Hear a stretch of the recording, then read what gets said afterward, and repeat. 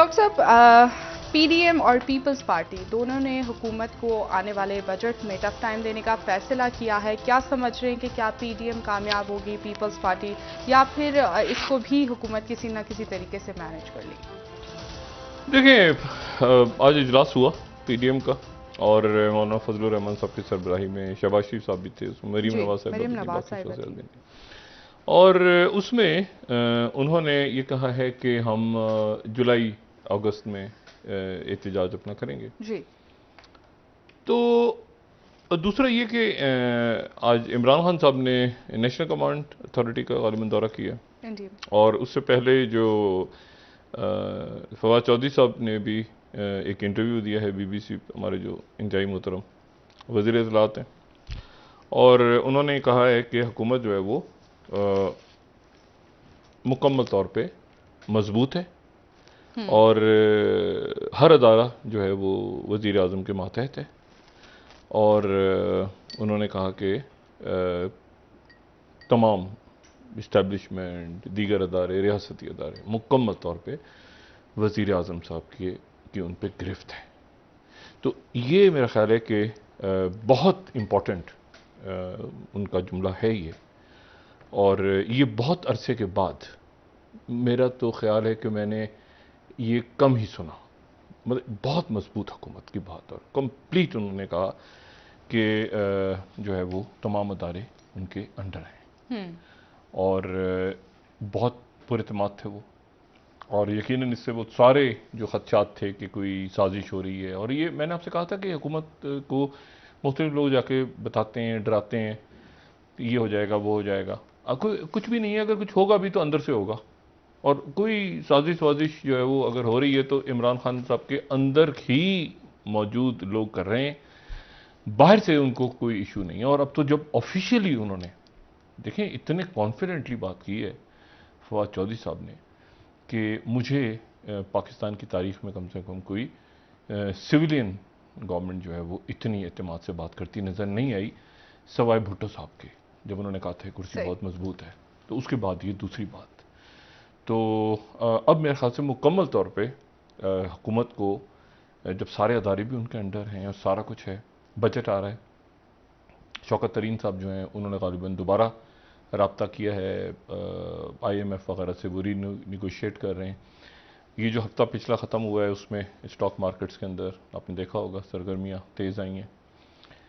तो इसमें अब खान साहब के अंदर, सफ़ों के अंदर अगर खाना जंगी ना हो जाए, जिसका मुझे खदशा है कि जैसे जहांगीर तरीन साहब ग्रुप, अब वो जहांगीर तरीन साहब जो हैं वो, उनका एक केस लग रहा है अगले चंद दिनों में, उनके ग्रुप के एक साहब नज़ीर चौहान साहब के ऊपर FIR कट गई। शहजाद अकबर साहब ने, उस शहजाद अकबर साहब पे उन्होंने इल्ज़ाम लगाया था। तो ये तो अब ये बड़ा ख़तरनाक सी बात है, क्योंकि ये तो मतलब मज़हब का, इस मज़हब के हवाले से, मसलक के हवाले से जो भी बात हुई है, मतलब है कि वो अब उसके ऊपर FIR कट गई और शहजाद अकबर साहब ने कहा कि मेरी जान को ख़तरा है, तो इस किस्म के बयानात से। तो वो तो जहांगीर तरीन साहब के साथ है ग्रुप, और वो जो है वो PTI में ही है, वो PTI में ही है नज़ीर चौहान साहब भी। तो अगर नज़ीर चौहान साहब के उस बयान पे FIR कट गई है, लेकिन नज़ीर चौहान साहब को निकाला जा नहीं सकता, क्योंकि वो जाएगा तो पूरा ग्रुप जाएगा। वो ठीक है ना, ऐसे ये ऐसे वैसे बहुत सारे लोग चल रहे हैं, और जितने लोग नज़र आ रहे हैं उससे ज़्यादा हैं अभी जहांगीर तरीन साहब के सारे। मैं बार बार कहता हूँ कि सारे लोग जहांगीर तरीन साहब ने शो नहीं किए हुए, बहुत सारे लोग हैं, और वो फिर वो एक हम ख्याल ग्रुप भी है। तो अंदर जो है वो प्रॉब्लम ना, और देखें ये तो कानून अपना रास्ता लेगा जहांगीर तरीन साहब के हवाले से। तो अली ज़फ़र साहब ने तो खुद वजाहत की कि वो, देखें, अली ज़फ़र साहब चंद जो बेहतरीन हमारे यहाँ, जो आप समझें कि अच्छी साख रखते और अच्छे नफीस इंसान, वैसे भी अली ज़फ़र साहब और SM ज़फ़र साहब के साहबजादे, तो एक पूरी तारीख़ है उनकी फैमिली की भी और उनकी अपना भी, जो तो वो जो प्रॉब्लम होनी है वो अंदर ही है। तो अब उन्होंने तो कहा कि मैंने तो दरमियान में, लेकिन FIR कटी हुई हैं, तो उसके ऊपर अब जहांगीर तरीन साहब के ऊपर क्या होता है, क्या कार्रवाई होती है, और यकीन दहानियाँ अगर हुई हैं, वो राजा रियाज साहब कहते रहे हैं, हुकूमत की तरफ से शहजाद अकबर साहब कहते रहे हैं, शेख रशीद साहब ने अपने आप को अलग कर लिया है तमाम मामलात से। वो कहते हैं कि एहतसाब को सिर्फ जो है वो देख रहे हैं शहजाद अकबर साहब। तो ये इमरान खान साहब ने देखना है कि उनके अंदर जो है वो गड़बड़ ना हो, तो बाकी जो है वो रावी चैनी चाह लिख रहा है, ठीक है। और बस ये कि वो वकला तंजीमें तैयार हो रही हैं गालिबन। किस हवाले से? ये फायज ईसा साहब। अच्छा, इस आपको एक बात पता है कि इमरान खान साहब जो है, ये जितनी वकला तंजीमें हैं, ये वकला तंजीमें इमरान खान साहब के साथ खड़ी थी, यही शख्सियत। और उसकी वजह यह है कि ये मुस्लिम लीग नून के साथ नहीं थी, ये मुस्लिम लीग नून से ज्यादा ये वकला तंजीमें इमरान खान साहब के साथ खड़ी थी, क्योंकि वकला तंजीमों ने इलेक्शंस का बाइकआउट कर दिया था 2008 में, और इमरान खान साहब ने कर दिया था, नून ने हिस्सा, मुस्लिम लीग नून ने हिस्सा लिया था। अचरजई साहब ने और एतजाज अहसन साहब ने और इमरान खान साहब ने, और मेरा ख्याल है जमात इस्लामी ने, शायद वो भी जमात इस्लामी ने भी किया था, लेकिन मैं शायद गलती पे हूँ, उसके लिए माजरत। लेकिन ये तो ये वकला तंजीमें तो सारी जो थी वो इमरान खान साहब के साथ थी, और यही रहनुमा साथ थे। तो अब जो है वो, लेकिन उस वक्त हामिद खान साहब थे। इमरान खान साहब, मुझे अच्छी तरह से याद है कि जब ये तहरीक चल रही थी तो इमरान खान साहब हामिद खान साहब के साथ आए, जहाँ पे मैं काम कर रहा था इस अदारे में। तो उन्होंने मुझे बताया, हामिद खान साहब से इंट्रोड्यूस कराया। मैंने कहा मैं जानता हूँ। कहते हैं, मैंने कहा जी, कहते हैं यार ये इस जैसा जो बंदा है, हामिद खान जैसा, मतलब इससे, और मैं तो इतना लॉ से समझा है मैंने, और ये इस जैसा बंदा जो है वो मुझे तो नहीं मिला इतने सालों में। तो बहुत वो फख्र महसूस कर रहे थे हामिद खान साहब के ऊपर। बाद में फिर क्या हुआ वो अलग दास्तान है। तो अब वकला तंजीमें और बार एसोसिएशन वगैरह आने वाले दिनों में कोई मेरा ख्याल है उस तरफ भी तवज्जो देनी चाहिए खान साहब को, कि वजारत कानून और उनकी जो कानूनी टीम अच्छी है। लेकिन उस दिन हमने बात की थी ना, मुझे ये जो एक पिछले दिनों बात हुई थी कि कौन से मुशीर हैं, किसने क्या, उसमें ये शख्सियत नहीं है। फरूक नसीम साहब को देखें, one of the best lawyers. Ali Zafar sahab one of the best lawyers, और अटॉर्नी जनरल पाकिस्तान जो मौजूदा हैं, और वो इससे पहले वाले भी, अनवर मंसूर साहब भी, और ये वाली जावेद साहब भी, जबरदस्त शोहरत इनकी। तो इशू ये है कि अब इसको कैसे, कानूनी तौर पर हमने देखा है कि बड़ी कोताहियां हुई हैं हुकूमत से। नहीं वो नहीं, वो देखें, वो तो एक अब अदालत तय करेगी ना। मतलब हम तो अब हुकूमत से हुई या नहीं हुई, वो तो आने वाले दिनों के अंदर अब रिव्यू, जो क्यूरेटिव रिव्यू, मैंने कहा अब वो असल इशू पीडीएम नहीं है।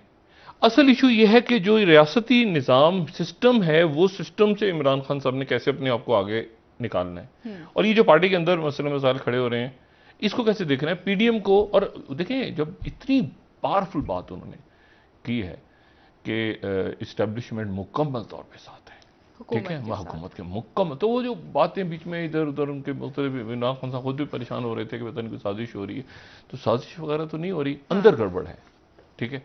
तो उसको देखें। और जो बड़े इश्यूज हैं मेरे ख्याल से, अब चूंकि पीडीएम ने भी अपनी तहरीक वगैरह जुलाई तक ले गए, जुलाई अगस्त तो दूर, कहां तक, उससे पहले तो 4 जुलाई को करेंगे और 14 अगस्त को। हाँ, तो ये अब मेरे ख्याल से ये जो मामला अहम आ रहे हैं, बजट और ये गिरफ्तारियां और केसेस, एक दूसरे पे एफआईआर कटना, खुद ही कटना, और एफआईआर कटना, और बड़ी संगीन किस्म की एफआईआर है। तो ये मेरे ख्याल से इसके ऊपर तवज्जो कर दें। लेकिन ये कि फिर वो कैसे क्या होगा, कैसे होगा, क्योंकि वो तो इंक्वायरी कमीशन है, उसमें एफआईए है, उसमें बाकी है, और अदालत के अंदर तक पहुंचे हुए मुकदमे। अगर फ़र्ज़ करें अदालत ने गिरफ्तार कर लिया, यहाँ पे मेरी कुछ हुकूमत के लोगों से बात हुई, तो वो तो अभी भी खुश हैं, वो कहते हैं तो गिरफ्तार करवाना है हमने। अच्छा, तो वो अंदर साजिशें चल रही हैं। मैंने कहा ना कि खान साहब को देखते हैं कि कहाँ पे ये मामला जाता है, किस तरफ जाता है।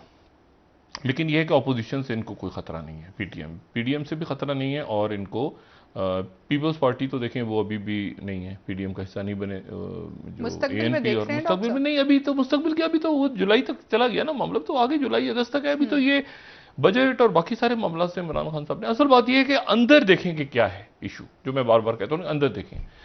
अच्छा, दूसरी जो बात है वो देखें, ये जो आज फजलुर रहमान साहब ने एक और इम्पॉर्टेंट बात की है, और वो उन्होंने कहा है कि अफगानिस्तान के इश्यूज़ पे और बाकी इश्यूज़ के ऊपर पार्लियामेंट का इजलास बुलाया जाए। ये इशू एक उठेगा आने वाले दिनों में, ये खारिजा पॉलिसी के हवाले से इश्यूज उठने वाले हैं, सही, और खुद ब खुद उठेंगे। उसकी वजह यह है कि खुत्ते के हालात देखिए, मैं आपको आज एक बात बताऊं। एक खबर जो है वो नज़र से गुजरी, और वो खबर जो है वो मुझे, आप यकीन करें कि मैं उसको पढ़ के, और मतलब पता नहीं कितनी देर तक मैं उसमें उसको सोचता रहा कि ये क्या खबर है। ये मैगज़ीन, बड़ा ज़बरदस्त एक मैगज़ीन आता है जो साइंटिस्ट दुनिया भर के में जो रिसर्च करते हैं, न्यू साइंटिस्ट के नाम से, ये बरतानिया से शायद होता है, और ये इस हफ्ते का है। और the quantum internet is coming. अब ये बड़ा इंपॉर्टेंट बात है जो मैं करने चाह रहा हूँ। मेरे नज़दीक ये बहुत अहम बात है, यानी वो क्वांटम इंटरनेट से मुराद ये कि एक ऐसा इंटरनेट जिसको हैक ना किया जाए वगैरह वगैरह वगैरह। लेकिन उसमें जो है वो इसको पढ़ते पढ़ते मेरी नज़र से कुछ अजीब सी चीज़ गुजरी, और वो अजीब सा मजमून इसमें जो है वो ये आया हुआ है इसमें। और मेरे लिए, मैं, आप यकीन करें कि मैं इसको पढ़ के एक अजीब सा एहसास हुआ, और वो ये है कि ड्रोन्स में have attacked humans fully autonomously for the first time. अच्छा, यानी इसका मतलब ये है कि इसमें एक मजमून है कि ड्रोन्स ने इंसानों को पहली दफ़ा हमला किया है खुद। अच्छा, यानी इसका मतलब ये है कि एक इस्तेलाह इस्तेमाल होती है, मतलब इसको इस तरह से समझें कि क्या मशीनें सोच सकती हैं। मतलब हम एक सवाल एक है जो पहले फिल्मों में या नॉवेल्स में या पहले हर जगह बात होती थी आज से 20-25 साल पहले, कि जी मशीनें आ रही हैं और मशीनें जो रोबोट्स बने हुए हैं, और ये तो क्या मशीनें सोच सकती हैं। तो फिर वहाँ से ये हमने इसको डिस्कस भी थोड़ा बहुत किया था कि आर्टिफिशियल इंटेलिजेंस जो है वो एक इस्तेलाह सामने आई, ठीक है ना, machine learning, artificial intelligence basically.